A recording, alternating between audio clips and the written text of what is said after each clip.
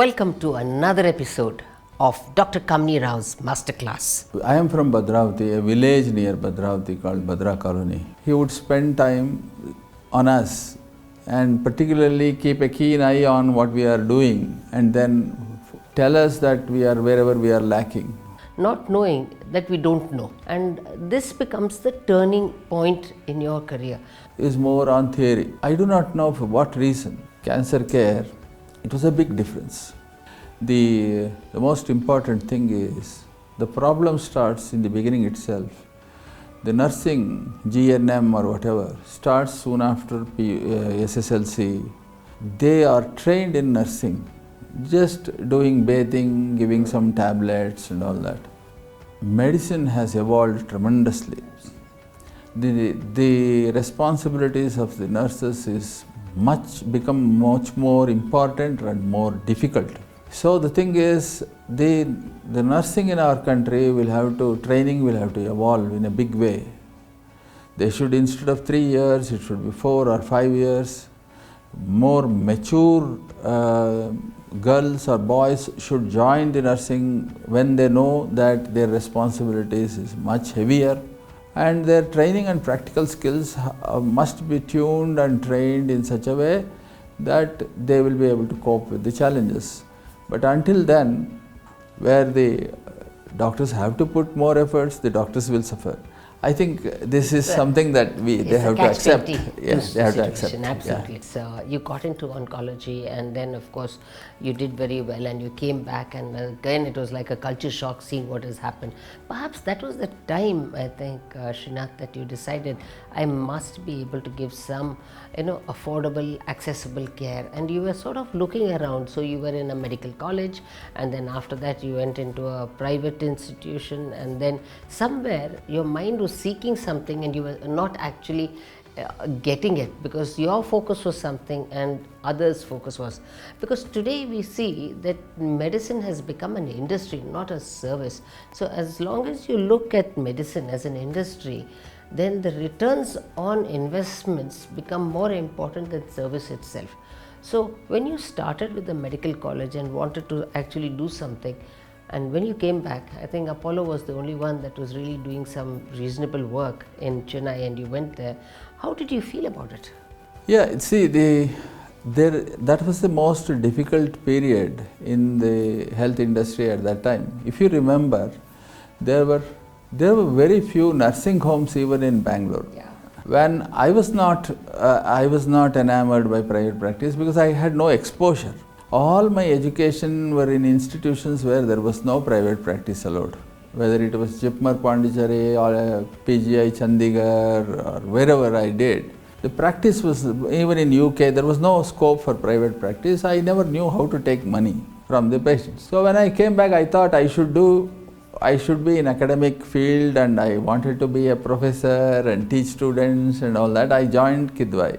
Now subsequently what happened was, somehow I could not get a permanent job in Kidwai. It was an honorary job and it lasted only 3 years then. At that time the private hospitals, cancer hospitals were just coming. I wanted to know how it is done. It needs huge investments. One can see that cancer hospitals need heavy investments. A radiotherapy machine today costs somewhere around 25 crores.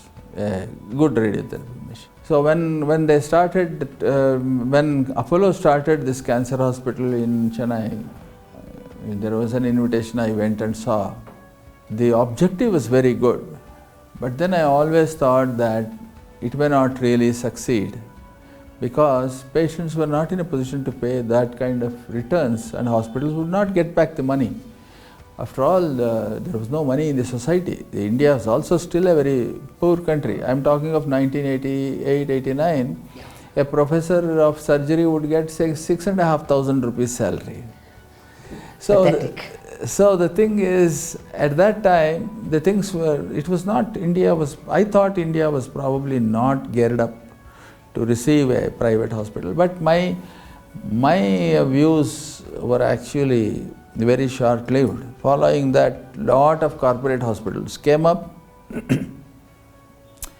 and that actually led into a totally different view about healthcare service in the country. Also, although we say that health is a service industry, it became that for some it was a service industry, for the others it was a corporate industry where they had to earn money to satisfy the shareholders and also build an empire of multiple centers across the country and then run it. But that would actually lead to a kind of a conflict in the evolution of healthcare. See, when an industry wants to actually run on a profit basis, research and search for truth actually takes a backseat. The research there would only be incidental. Now that is what actually has happened in our country. We have so many corporate hospitals, private hospitals, but for obvious reasons that they can't spare so much money for research, the healthcare research has remained backward. Other than clinical publications, nothing more. There is no laboratory research, basic research. It still has remained in the domain of the government, and there is very little scope for the government to invest huge money in research in healthcare. This is one of the reasons why I feel that corporate hospitals should also look at this as a service rather than as a way of earning money and satisfying the needs of, rather it is not the need of the society or need of the shareholders they can provide. But if the shareholders or the people who have the stakes in this one are greedy, then it can never be a service. Absolutely, because after all, everyone is looking at what is the share price. So they're not looking at what is the quality of patient care. So need versus greed is what you should be looking at. I think well said, Dr. Srinath. But going forward on this particular thing, if you say that it has become a money-making business, and in quote, I feel that today, because of investors coming in and in large numbers, both Indian as well as foreign investors coming into the healthcare market, I think this has actually driven this into a kind of corporatization of healthcare. And when you have corporatization of healthcare, there's a lot of costs. Particularly, you get the first person who's going to welcome you there is that watchman and his uniform, for example, and his boots and things like that, and then the uniforms for all the front desk people, and you'll have these pretty girls standing there, and then you've got those pretty case files and everything there, and branding, for example, and also the fancy kind of environment that is created for people. All that will cost money. So people want the ambience. But if you were to put them all together, ambience and then quality of care and then doctor, the first thing patients will choose is doctor. And then they will choose ambience and everything else. If doctor is good, then they will also want this. But people do not realize that they would also look, the corporate people think that doctor is the last. Let's just keep the ambience and have some soft music playing, and so that they sit down there, and cancer is good for you, and have all different colors and say that we'll treat you well, etc. So having a person to go behind this patient, sit down there and talk to her nicely, all that costs money. So this paraphernalia is added on to the patient, whereas a true doctor will not put all that. They will just go for the patient and tell them what is wrong with them and treat them. So this extra cost we don't have to actually have. But who is to tell the corporate? No, actually I agree with you. I mean, the thing is, any corporate enterprise demands more investment. Yes. And also running a corporate entity is more expensive. Because of that, who else should pay? Only the patient will pay. But I think in the whole process, one has to be judicious in managing the whole financial content of that. What I feel is, in the competition, the basic focus should not be lost. Okay. At the end, what matters is what the patient gets. If the patient gets what is really required, I should say honestly that from the time 89, 90 onwards, whether it is because of the easy availability of investments through both foreign and Indian, or whether it is because of the competition that is required, we have seen that whether it is a CT scan, whether it is an MRI, whether it is a research, whether it is a PET CT scan, a cath lab, all of that has first come to a private enterprise, and then it has gone to the government institutions. And most of the medical colleges, even when they were there for 50 years of existence, they never had this CT scan. Yes. So the challenge was there for the private people to establish this, because the medical colleges did not have the vision to start it, which they should have. So the thing is, the responsibility was shifted from the institutions which were already established to the institutions which were just coming up, and in the process the costs also went up. This is one reason in my view. Of course, the second view is that making the institution look more glamorous. Yes. That I feel many times is not really required. It has actually pampered the patients, And their expectations and go very expectations have gone very high. So if someone comes and says that in a private charitable hospital, if some youngster comes and says, "Oh, you don't have a Wi-Fi, so I don't want to admit my father here." Now the thing is, sometimes you feel very hurt, not because you haven't provided a Wi-Fi there, but because the society's expectations are so skewed. It's in a different way. So the thing is, the society is not seeing the purpose for which they have come there. And this also I have seen. Partly the society is driving this to happen, the cost to go up. And partly the competition, and much more than anything else, it is the investors' demand to actually provide them big returns, which actually is the ultimate decider for any corporate entity. What is the return for investment? And everybody necessarily needs. But one thing we need to understand is, in my view, healthcare will always remain a service sector, and one cannot expect big returns in that. It will, if somebody gets anywhere around 15 to 20%, that they should be extremely happy. returns on investment, and that too not uniformly month on month. No. Overall. Yes. Yeah, I think what you're saying is right, but the fact is, when you said that government hospitals don't get it and the private hospitals, see, the government hospitals, the number of patients that they're treating is huge.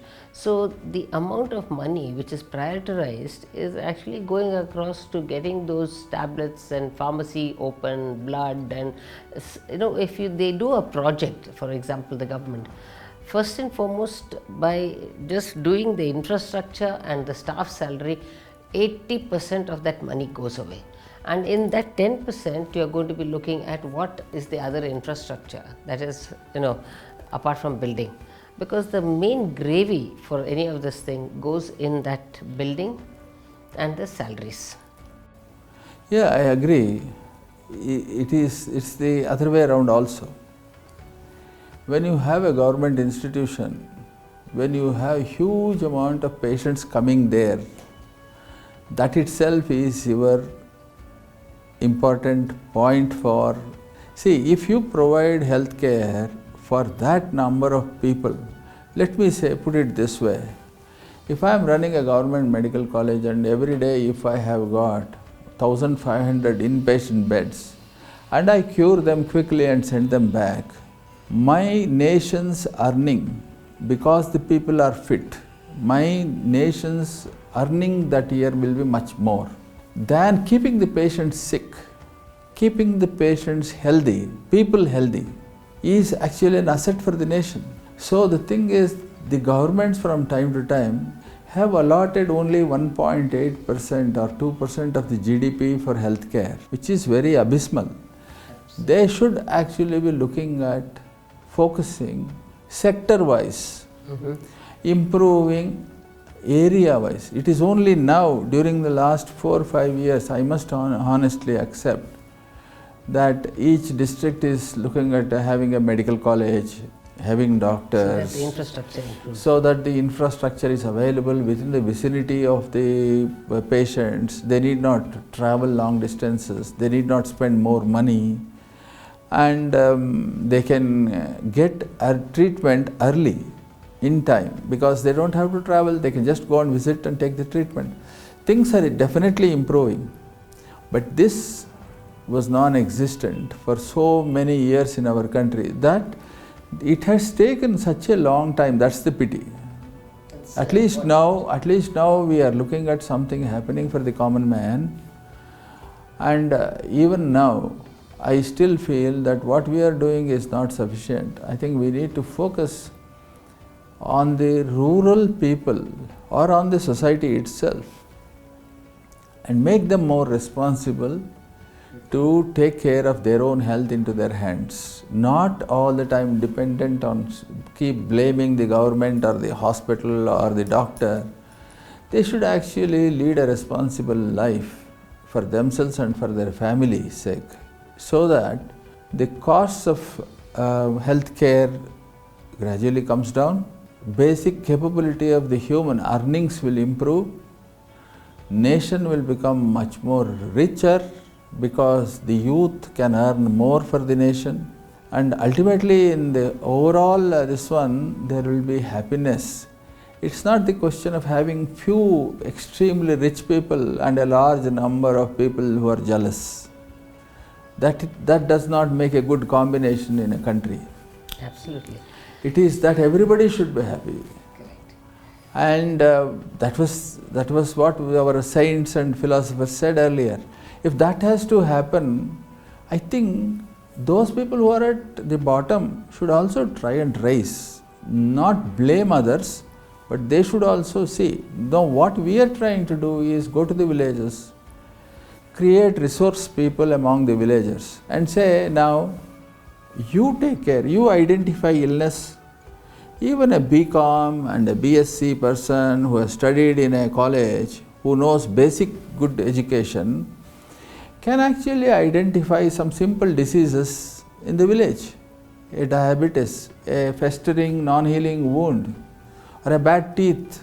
Absolutely. Or blindness. I mean, those are all staring at you when you just see the people.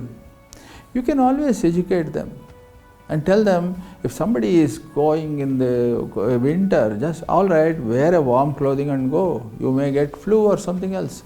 Now, simple medicinal household medicines can be administered. Now the thing is, and identify those diseases which are dangerous or which are quickly evolving, which can actually culminate in the death of the patient. Simple things, those things should be identified and the patient should be immediately shifted to the hospital. Now this kind of a thing, we have to empower the people to take decisions, rather than keep on saying, my hospital, doctor is not coming, I don't have this. The other day I just went to a North Karnataka town, and on the way as I was coming, in the main road just adjacent to the highway, there was one bus stop. Inside that bus stop, a small building, there were 50-60 young boys sitting there and making noise, because I just stopped the car there for a second just to drink some water. And I saw this noise. I asked them what it is. They all said, the villagers are coming, the boys are coming here, they have no job, so they are playing. They were playing some cards and something like that. That actually shook me, because I didn't expect these youngsters at that age being so irresponsible that they could just spend time playing cards. One wouldn't do it, one wouldn't expect that. They would expect that they go to some farm or somewhere and make some hard work and earn some money so that everybody is happy. They are expecting the government to spend the money. If government has to spend for them for that purpose, where will the government spend money for health? The priorities are different. But the fact is, society has to be educated and made responsible. Yeah, I mean, again, just shifting from that area, Srinath, I think what we need to also look at is, you had this pet project after having gone through all these private institutions, and the objectives of the private institutions did not actually align with the way you were thinking. And like most people who rather don't want confrontation because it does not align to their objectives, you decided to just keep away from that and say that let me do what I want to do, at least I want peace of mind and I want to get into this. So you embarked on a very big project. You wanted to do something which was really big, of affordable and accessible, cancer care, and for this a lot of money was required. And you quoted a very interesting incidents with the Swamiji. Can you just enumerate that? Oh yes, actually I started this foundation, Sri Shankara Cancer Foundation, in 2008. I was earlier before this I was the managing director of a hospital, a cancer hospital in the city here, and as it converted itself into a corporate entity, I felt that many of my patients could not afford that kind of a care because it would have become more expensive. So I started looking at options where we can give treatment at a lesser cost. So the thing is, for me, the government institutions were very poor, the corporate hospitals were very excellent, but we needed somewhere in between to bridge this big difference where they would have reasonably good care, good food, good attention, and yet reasonable cost. So that was my idea. I started looking at that, and 3-4 years I spent in search of that, and in 2008 I decided I should start a foundation. We got land in 2010 given by the Sringeri Mutt. Swamiji just readily said, you construct here, I will give the land. So one problem was solved. The next problem was to find the funds for construction of the hospital. So we got some money, we started digging. There was a big trench, 200 by 100 feet. The foundation had gone 30 feet deep. The soil was very weak.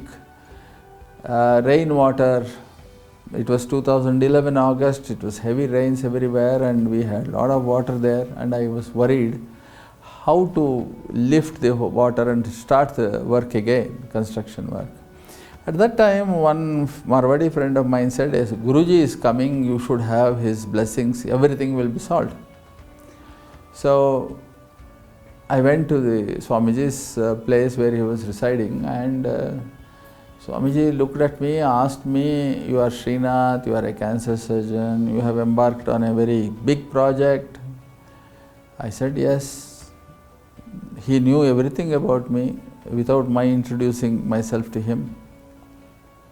And then that itself gave me a feeling that the saint I am seeing is very spiritually evolved. Then he said that, look, you write an alphabet, the God will complete the sentence. Wow. Don't ever think that you are doing it. It is destined, and the God wants you to do, that's all. He is doing it. God wants this happen and He has chosen you to do it. So the thing is, all that you have to do is, when there is a proverb saying that human efforts is 99%, God's effort is 1%.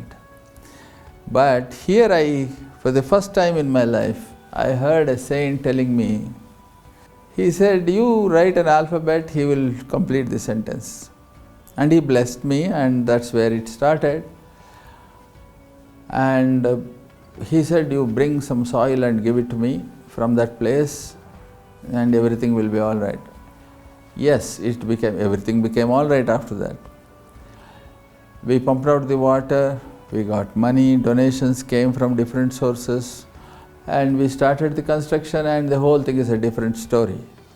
From time to time, we have never felt that in the beginning we were short of resources. All through we felt that we were short of resources. But all through, within a few days, the money poured in from somewhere at the right time, and we never slowed down the pace. Because of that, we could actually complete the project in time, and we were able to do it. So this is one motivating factor from the Guruji that actually drove me to what we could do. Excellent, Dr. Srinath. I think, sometimes we don't know, but it just, drags us towards people. And even if we had that 1% doubt in our mind, it just gets wiped out. But embarking on such a big project certainly would have butterflies. And in the final sentence is what I want from you. So how many cases are you doing in Shankara Foundation, as well as what is the objectives in that foundation? So you're doing affordable, accessible care, and also there will be a user fee, or is it totally free, or what? Can you give us a brief? Yeah, this is the whole concept. As you know, the treatment of cancer is extremely expensive, and it is technology based. You can't treat them without having the best of the technologies. And if we don't have the best of the technologies, we are only hurting the patients. We can't treat patients with age-old archival techniques. It has to evolve. That means it's very expensive. What we decided in the first was to actually have the latest cutting-edge technology in the hospital. That will bring not only the good doctors who want to practice, knowledgeable, young, bright doctors who are looking for big growth in the oncology field, but at the same time, it should attract even the rich patients. Yeah. If you don't get rich patients, you can't treat poor patients. So what we thought was we should have a kind of a cross-subsidy model. The rich will pay for the treatment of the poor. And we committed ourselves that at least 10% of the patients should be totally treated free, which is the commitment I gave to the Swamiji when he gave me the land. Subsequently, what has happened is we have about 50% of the beds earmarked for the poor patients. Now, the poor is a term which is very relative. Now, what actually happens is, if a patient is undergoing treatment for leukemia and he needs treatment, it may cost 6, 7, 8 lakhs. Even for a well-to-do professor in an engineering or a medical college earning 1 lakh, 1.5 lakhs a month, it is difficult to meet this expenditure. So forget about the question of a villager. So for a villager, even if I say pay 1 lakh, it may be difficult. This is something that we need to understand, talking to the patient, their capabilities, adjusting ourselves, and tailor-make the finances for the treatment, because we can't compromise on the quality of the treatment, but we can only tailor-make The pricing. So what we did was we decided that all poor patients will get free food, so they don't spend. Should get domiciliary care for the family, so that they don't spend in the hotels in Bangalore and go anywhere else, and they don't go traveling in an auto rickshaw or a taxi and spending every day morning and evening from the relative's house lot of money. Whatever little money they bring from their towns and villages should be spent on the treatment. So we cut down that cost, and even to the extent that the patient's relatives, if they want to come for treatment, we have provided a separate domiciliary for them, that on the day of surgery, relatives can come in the morning, stay, take bath, have breakfast there, sit there through the treatment surgery, and in the evening they see the patient recovering, and then they can go back to the village. They don't have to stay in Bangalore. That kind of a separate facility we have provided for the people who are coming on a daycare visit to the hospital. So what we have actually done is to cut down the cost at every step of the patient's treatment, his expenditure. We are not looking at what the hospital is charging, we are looking at what the patient is spending. So the miscellaneous expenses. Yes, the additional expenses that he has to incur through. Sure. And we always tell them, just send only one relative. Now by doing this, we have brought down the cost of care. The second thing that we have done is we have also done costing of the each treatment arm that we are providing, whether it is surgery, chemotherapy, radiotherapy. We have bargained with the corporate, with the pharmaceutical companies directly. We have brought down the purchase prices. Beyond all this, when some people come and say that we want to do something, we tell them, provide us the bed sheets, blankets, things, wheelchairs, and things which are going to be beneficial to the society. For example, for all palliative care patients, we provide them air beds, walkers, walking stick, dressing material, beds, Fowler cots, oxygen concentrators, all on lease basis. That means they can just take it, use it as long as they want, and then return it. We will fumigate and sterilize it once it comes back and give it to another person. Now the thing is, why should somebody spend 40 or 50,000 for an oxygen concentrator if the patient is living only for a month or a month and a half? Absolutely. He can use this free. So now what we are trying to do is again bring down these kinds of additional expenditure to the patient. That is what I meant by low cost or affordable cost of treatment for everybody. But those who are capable, they come and spend money so that we can actually pay for the poor patients. Which is really excellent. So how many patients are you seeing per day? In our hospital? In your hospital. See, annually we are treating about 10,000 new cancer patients. So far during the last 8 years since the inception of the hospital, we have treated about 50,000 plus new cancer patients. Every day we have about 40 new cases and about 350 outpatients, plus about 130 to 150 radiotherapy patients who come every day. The footfalls in the hospital will be somewhere around 600 to 700 a day. In addition, many people will come for investigations, scans and things like that. So ultimately, it's about that. That's really fantastic. So COVID has not affected your... It has affected, it has affected badly. In fact, we shut the hospital for a period in the beginning, and then we set up our own COVID ward for only cancer patients who develop COVID. For them we have beds. We only admit them, take care of them and send them. We have set aside one floor for that. I mean, the number of patients are only 15 or 12 or 15, but that floor is is planned in such a way that we can't segregate that. So the whole 52 beds are empty. and only about 10 or 15. So our revenue has been affected very badly. The other thing is, most of patients who come there, cancer patients, are our own patients. So unfortunately, the cost that we can't charge them, because most of them are not well off. The cost of COVID is also very expensive when they go into ventilation and other problems. So we were affected extremely badly. More than anything, one of the things which affected me very badly in the beginning was the responsibility of the medical profession.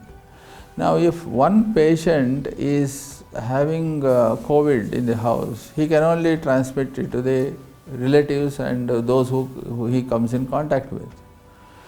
But if a nurse or a doctor gets COVID, he can spread it to the whole hospital. Absolutely. So the thing is, thanks to some of the corporate CSR activities of various corporates, they provided us with large numbers of the personal protective kits. Even today in our hospital, every nurse, every ayah, every ward boy, every front receptionist is wearing the personal protective gear, including all the doctors. We had to stitch separate, scrubs for them, for all the doctors. And every month we are spending somewhere around 18 lakhs for this kind of an expenditure. I only pray that this COVID disappears early, so that the patients can breathe free, doctors can be more productive, not worrying all the time whether they are going to carry the infection to their children at home or old people at home, or whether other patients will get infected. Yeah. It's a major issue. Absolutely. The food that we serve has to be sanitized. I know. The dress, the bed sheets, everything will have to be sanitized. It is a nightmare actually. There's so much of extra cost to this. It becomes an invisible cost where you can't really account for it. Yes. And this becomes, very, very difficult. But extremely. Going across to the other side, this is a yeoman service that you're doing, to these people, and that's cross-subsidy was also a very good initiative from you. And also to look at the incidental expenses that patients have, and you are able to cut that down, because it gives a very good feel-good factor for the patient to say, okay, I don't have to spend on an auto rickshaw or on a hotel and things like that. And at the same time, it also gives that feeling of I care for you, Yes. And that's something is much more than what money can buy. And that is what Shankara Foundation will be all about. Yeah, it is much more than the money. It is a psychological bonding. Absolutely. And with cancer, you need it. Even though I get lot of criticisms on the Google for the deficiencies in our services, it is something in a big major establishment where we don't have big resources to build trained large manpower and all that. I'm so grateful to so many donors who have actually, more than 3,000 donors have actually made that possible. In spite of that, these recurring expenditures are something that I can't go to everybody every day. That has to be met by the hospital itself. And in the process, unless the patients are also able to understand me, or the doctor, or the nurse, or the people who are working, there will always be a confrontation. There will be a big gap between the expectation and the delivery. So what I thought was to actually build this rapport, a bond, providing all these smaller facilities to them, so that someday they will think, yes, this hospital is doing very well, in spite of this nurse being arrogant or the doctor not caring. I have got through the treatment, I am safe, I am going home. That should be at the end of the day. They should feel that the purpose for which they have come is fully served, rather than on focusing on the peripheries and smaller issues, saying that there is little bit delay in providing me the take-home medicines or this or that. Those deficiencies will always be there, because that is also a human effort. It is not that every day all the people who are working in the hospital will always be bright and sharp, and each one will have come from home carrying some problem from home. Their own health may not be good enough, optimum, and they may be hungry. Now the thing is, it is not that it is a machine which is going to turn out all the things manufacturing. There is a big important issue that has to be addressed by the healthcare, and that is the communication and rapport between the society and the people who are giving the health care. Now that means there has to be a very big understanding on the part of the society as well, and unless we do that, there will always be a confrontation.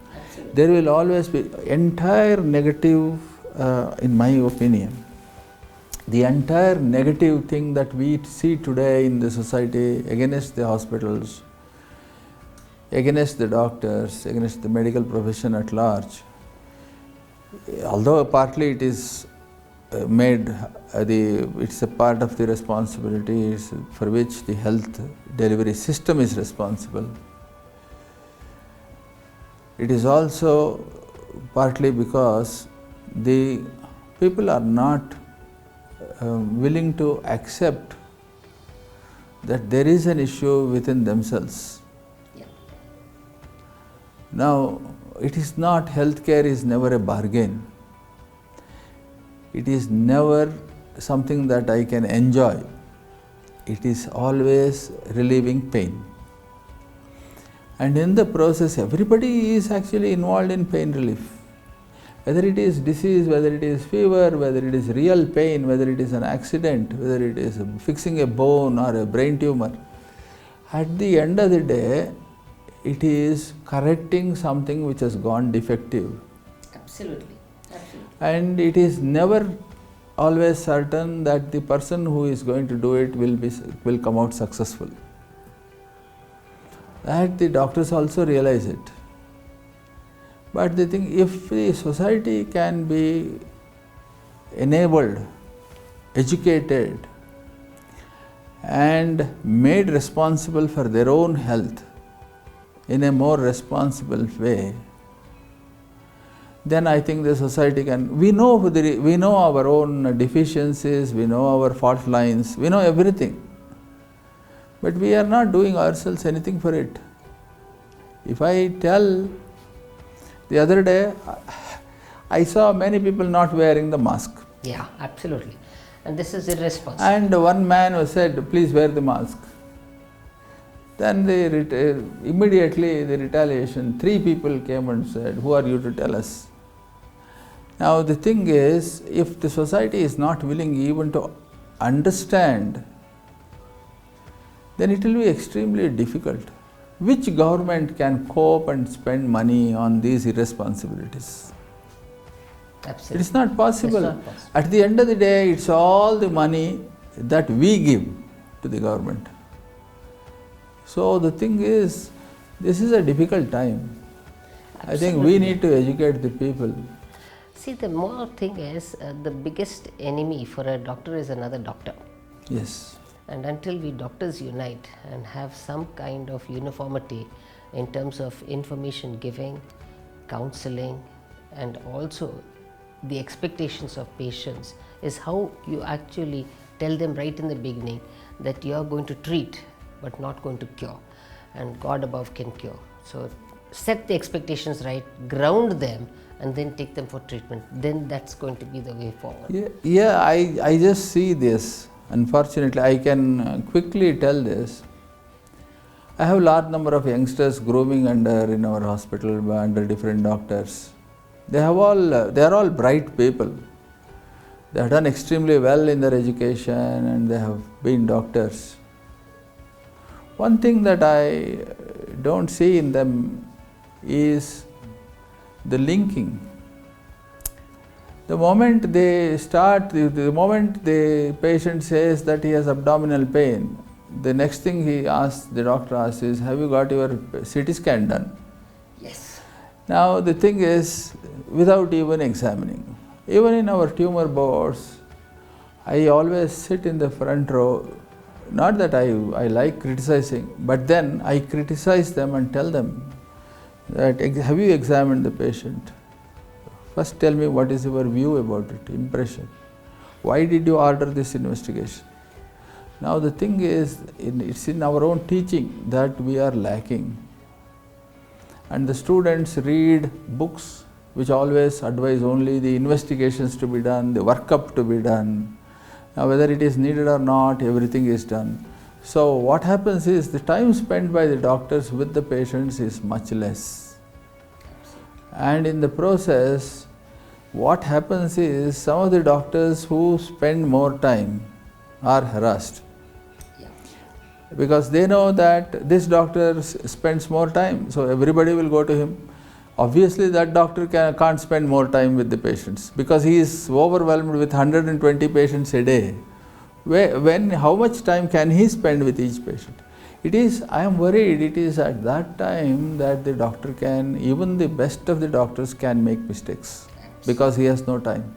A wrong diagnosis, a wrong treatment could really mean a person's life.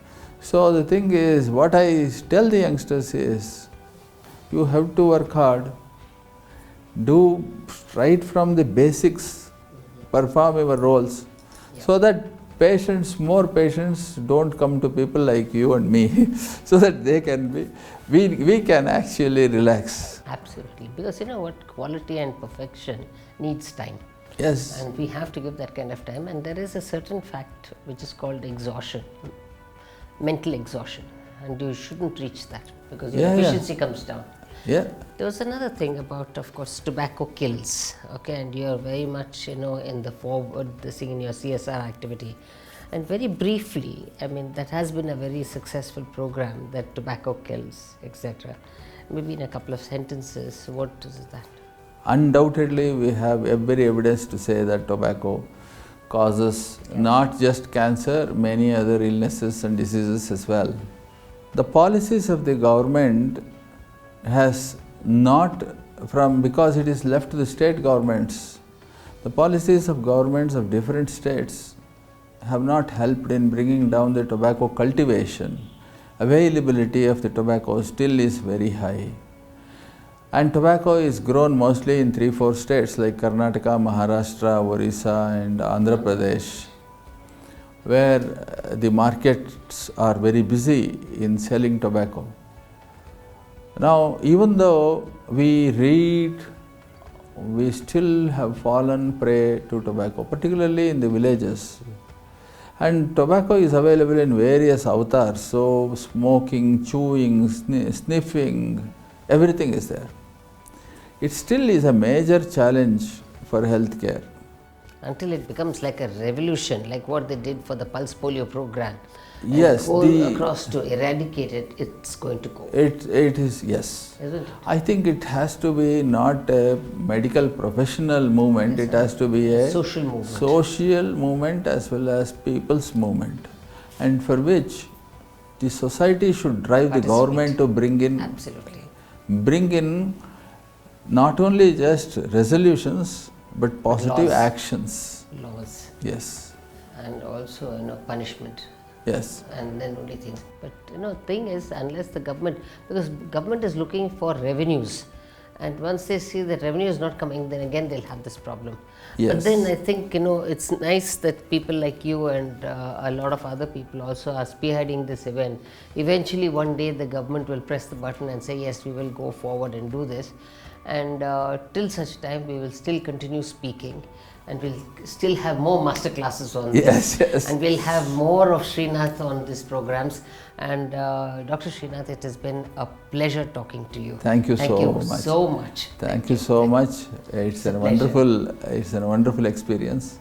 And I wish all the best for this master class. Thank you. I wish more it exposes and gives an opportunity for a large number of people to express the issues which are important to the society. Absolutely, that is what. I'm sure people will get benefited from it. Thank you very much. Thank you, Dr. Kamini Rao. So here we are at the end of another episode of Dr. Kamini Rao's masterclass. We've heard Dr. Srinath talking to us on a lot of issues, and what is more important is the fact that failure can also bring you success. He's also talked about affordable and accessible cancer care. He's talked about how you can actually touch people's hearts by bringing down, and of course, a big human heart where he takes people together. It's become a people's movement. The Shankara Foundation has a lot of people, like-minded people, coming together, and to be able to form this kind of a charitable trust, taking things forward. So therefore, looking forward to you joining me in the next masterclass. See you soon.